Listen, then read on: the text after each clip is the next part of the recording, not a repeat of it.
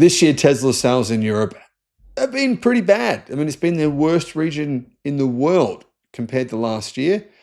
Even then, I mean, Tesla had a great third quarter this year, yeah? Their third quarter was fantastic globally, best quarter ever.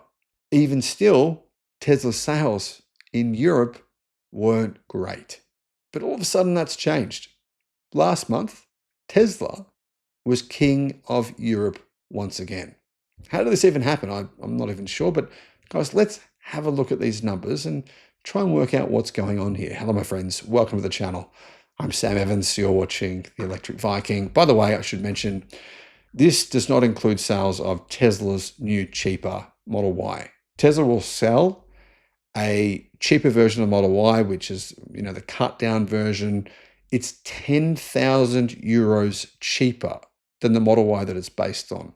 And it's a bit better than America's cheap Model Y, which I think is not great and is not worth paying for. It's better. You're better off getting the long-range rear-wheel drive Tesla Model Y. It's only $5,000 more in the US. Doesn't make sense to buy the cheaper version, but in Europe it does. So I think that's going to help Tesla get some even more sales, because these sales numbers don't reflect that new model. They also don't reflect the 6-seat model either, which hasn't gone on sale yet in Europe or the United States. The Tesla Model Y was, once again, Europe's best-selling car in September. The electric SUV returned to the top of the registration statistics after 9 months, despite sales declining by 8.6% to 26,000 vehicles compared to the same month of last year. Data analytics firm Dataforce has recorded 98% of registrations in Europe, the EFTA states, and the UK. So this is the UK, pretty much all of Europe, yeah. Only Finland and Portugal have not reported their figures. I believe Tesla actually was first place in Portugal, but not sure in Finland. It was some pretty wild fluctuations seen from Tesla sales this year, but still in second place in June, the Model Y plummeted to 60th place in July. 60th in July. What on earth happened there? Solar and batteries. I've got a 50 kilowatt hour battery here, and I've got a big solar array. So I pay $0 for electricity. That's including charging my electric car. Resync Solar is the company that I used. I'll put a link to them in the description below. It was 17th in August, right? So get this. Let's just recap this.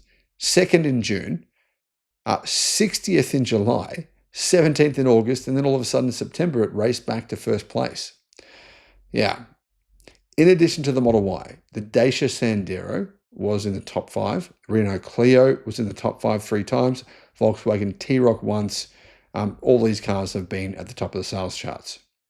The Renault Clio ranked 2nd in September. Its sales, though, did fall by 1.6% to 20,000. Third place in September was the Dacia Sandero, with sales at 19,000. So you can see here, guys, the sales for Tesla, the Model Y, and the Model 3 together, but obviously most of these sales of the Model Y were a lot higher than second place. Second place was the Renault Clio. So, Tesla was nearly 6,000 deliveries above the Renault Clio. That's a pretty big gap. Fourth to sixth place were Volkswagen vehicles, the T-Roc, the Golf, and the Tiguan. Now, because of Volkswagen having 3 models in the top 10, it actually increased its sales in September by 9.7% to 125,000 vehicles. It's 11,000 more than the same month last year. Luckily for Volkswagen, because its sales have gone down in China by a similar number. However, this year, Volkswagen's electric car sales have actually grown worldwide by about 150%. So big increase in EV sales for the Volkswagen Group. Interestingly, guys, the BYD CLU made a huge jump. It was 187th in August, 187th in Europe. Then in September, it jumped all the way up to 22nd place. So that's an increase of 830% on its sales to nearly 11,500 vehicles. So, great result for BYD. In fact, BYD have grown their sales in Europe very quickly this year. After 3 quarters, though, in Europe, the Dacia Sandero is the #1 best-selling car. Last year, it was the Tesla Model Y. This year, it's the Dacia Sandero, which has had 186,000 registrations. The Renault Clio is in second with 170,000. Third place is the Volkswagen T-Roc with 161,000. And I believe Tesla is in fifth place with the Model Y. But either way, I mean, Tesla's resurgence is a surprise to me. I'm not sure why it happened in September, because there wasn't really any reasons. There wasn't really key drivers. I mean, it's not like Tesla brought out a new model, no six-seat Model Y. There was no performance Model Y yet. It's not on sale. It's not being delivered yet in Europe. I believe it is on sale, but you can't actually get deliveries yet. There was no cheap version of the Model Y. Yeah, there wasn't really any good reason for it. So it's sort of intriguing. Maybe it's the announcement of full self-driving in Europe. That could be part of it, potentially. Guys, what do you think? Let me know in the comments. If you've got some ideas on this, let us know in the comments. Thanks for watching.